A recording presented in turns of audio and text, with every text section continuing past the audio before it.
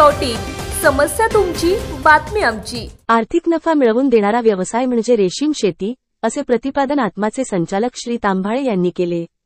आज दिनांक 10 मे 2024 रोजी संतोषनगर या ठिकाणी सिल्कबेरी फेड फार्मर्स प्रोड्युसर कंपनी लिमिटेड संचलित सिल्कबेरी ॲग्रो मॉलचा उद्घाटन कार्यक्रम पार पडला।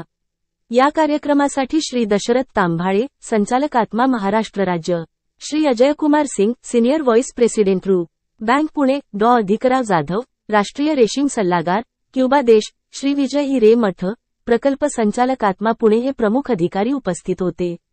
सिल्कबेरी ॲग्रो मॉलमुळे खेड तालुक्यातील शेतकऱ्यांना अल्प दरामध्ये रेशीम शेतीच्या निविष्ठा उपलब्ध होणार आहे। तसेच नवीन उद्योजकांना रेशीम शेतीसाठी प्रशिक्षणे देण्यात येणार आहे। यामुळे परिसरातील रेशीम शेतीला चालना मिळणार असून शेतकऱ्यांना अधिक नफा मिळण्यासाठी मदत होणार आहे। भविष्यामध्ये कलेक्शन सेंटर सुरू करून रेशीम उत्पादक शेतकऱ्यांना नजीकच बाजारपेठ उपलब्ध होणार आहे। उपस्थित सर्व मान्यवरांनी सिल्कबेरी ॲग्रो मॉलला भविष्यातील वाटचालीसाठी शुभेच्छा दिल्या।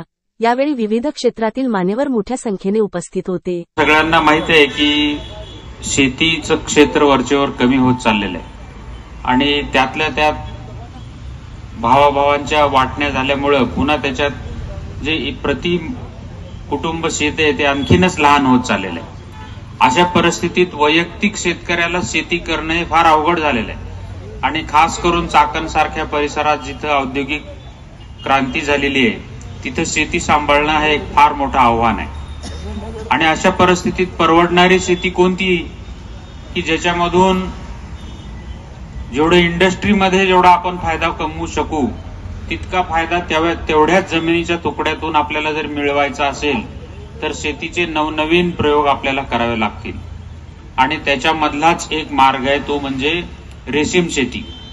रेशीम शेतीमध्ये 1 एकर जर रेशीम शेती आपण मन लावून एका कुटुंबाने केली तर एखादी सरकारी नोकरी करून जो पगार मिळू शकतो तेवढं उत्पन्न त्या कुटुंबाला मिळू शकतं आणि हे अनेक म्हणजे महाराष्ट्रात नाही संपूर्ण देशात हे सिद्ध झालेलं आहे की रेशीम शेती जिथं मन लावून केली आहे ती अत्यंत परवडणारी आहे।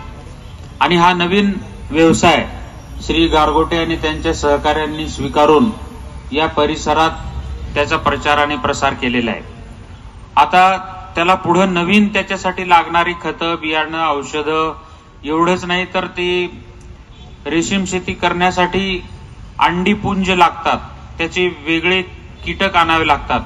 हे सगळे अत्यंत ह्या गोष्टी तांत्रिक एकदम टेक्निकल बाबी आहेत आणि हे सगळ्यांना करणं शक्य होत नाही। तर आपल्या परिसरात कुणीतरी एक जण असा व्यवसाय केला पाहिजे आणि मग त्याच्या माध्यमातून अन्य शेतकऱ्यांना त्याची मदत होते। आपल्या परिसरातील महत्त्वाच्या बातम्या पाहण्यासाठी आमच्या सत्यविचार.in न्यूज चॅनलला YouTube वर सबस्क्राइब करा आणि बेल आयकॉन प्रेस करा।